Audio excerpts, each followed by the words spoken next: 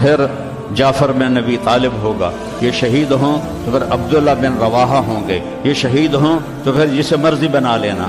ایک یہودی سن رہا تھا، کہنے لگا اعتراض گئے، یہ گئے، یہ نہیں زندہ تھے تو، اور وہاں 1,00,000 رومی اور 3,000 صحابہ۔ تو حضرت زید بن ثابت شہید ہوئے، اللہ کے نبی نے کہا تقدم زید فقاتل وقتل ودخل الجنہ ثم اخذ الراية جعفر فقاتل وقتل ودخل الجنہ۔ پھر عبداللہ بن رواحہ ایک کونے میں 3 دن سے کچھ نہیں کھایا تھا، گوشت کی بوٹی نوچ رہے تھے کہ آواز پڑی جھنڈا گر گیا ہے عبداللہ، تو انہوں نے وہیں پھینکا۔ پہلے 2 درویش تھے، فقیر تھے، یہ بڑے مالدار تھے، پہلے 2 مہاجر تھے، یہ انصاری تھے، 4 بیویاں تھیں، باغات تھے، غلام تھے۔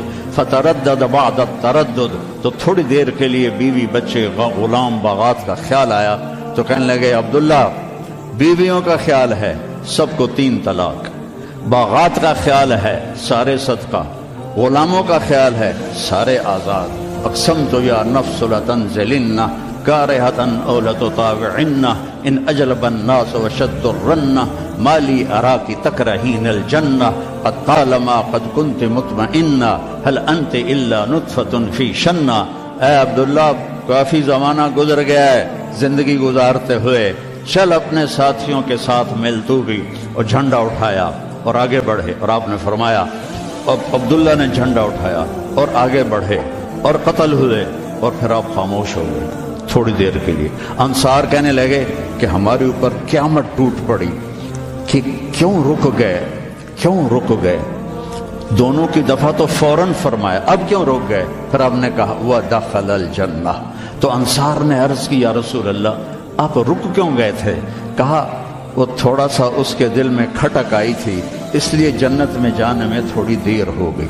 اب جھنڈا گر گیا، ثابت ابن اکرم نے جھنڈا اٹھایا، کون لے گا یہ جھنڈا؟ انہوں نے کہا تو لے، تو بدری صحابی ہے، تو لے۔ کہا نہیں میرے بس کا نہیں ہے۔ کسی نے آواز دی خالد کو دو۔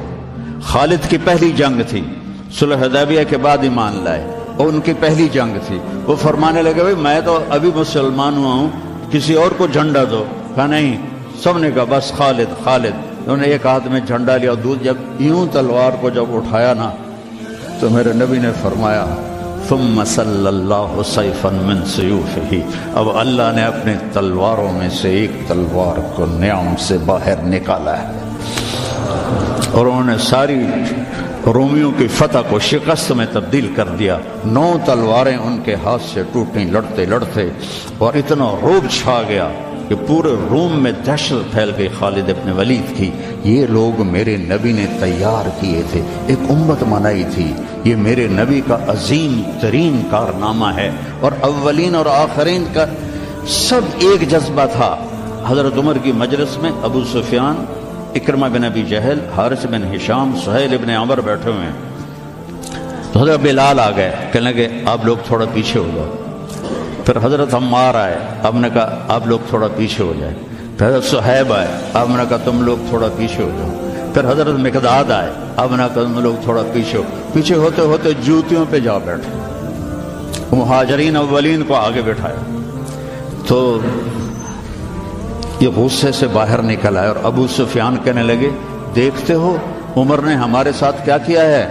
تو سہیل ابن عمر کہنے لگے صحیح کیا، وہ ہم سے پہلے ایمان لائے تو وہ آگے نکل گئے، ہم بعد میں ایمان لائے تو ہمیں تو پیچھے ہی رہنا ہے۔ تو کہنے لگے اگر آخرت میں پیچھے رہ گئے تو پھر کیا ہوگا؟ یہ فتح مکہ کے مسلمان ہیں، فتح مکہ پھر کیا ہوگا؟ تو سارے گھبرا کے حضرت عمر کے پاس آئے کہ ہم نے دیکھ لیا ہے جو تو نے کیا ہے ٹھیک کیا ہے، چلو ہم پیچھے رہ گئے ہیں، لیکن کوئی طریقہ بتاؤ کہ آگے نہیں بڑھ سکتے تو جنت میں ساتھ تو ہو جائے۔ تو انہوں نے فرمایا انہوں نے جہاد میں جان دی تھی، تم بھی جانے لگا دو تو تم بھی ان کے ساتھ ہو جاؤ گے۔ تو 400 قریشی سردار مکہ سے نکلے، 400، اور حارث ابن ہشام ابو جہل کے چھوٹے بھائی ہیں، اتنے ہر دل عزیز تھے۔ جب یہ نکلے تو سارا مکہ چھوڑنے باہر آیا، وہ سب رو رہے تھے، بچے بچیاں مرد عورت۔ تو حارث بن ہشام کھڑے ہو گئے، کہنے لگے یا اہل مکہ، اے اہل مکہ، اللہ کی ذات کی قسم، مکے سے محبوب کوئی شہر نہیں، تم سے محبوب کوئی لوگ نہیں، لیکن ایک داعی نے آواز لگائی، اس پر ہمارے غلاموں نے لبیک کہا۔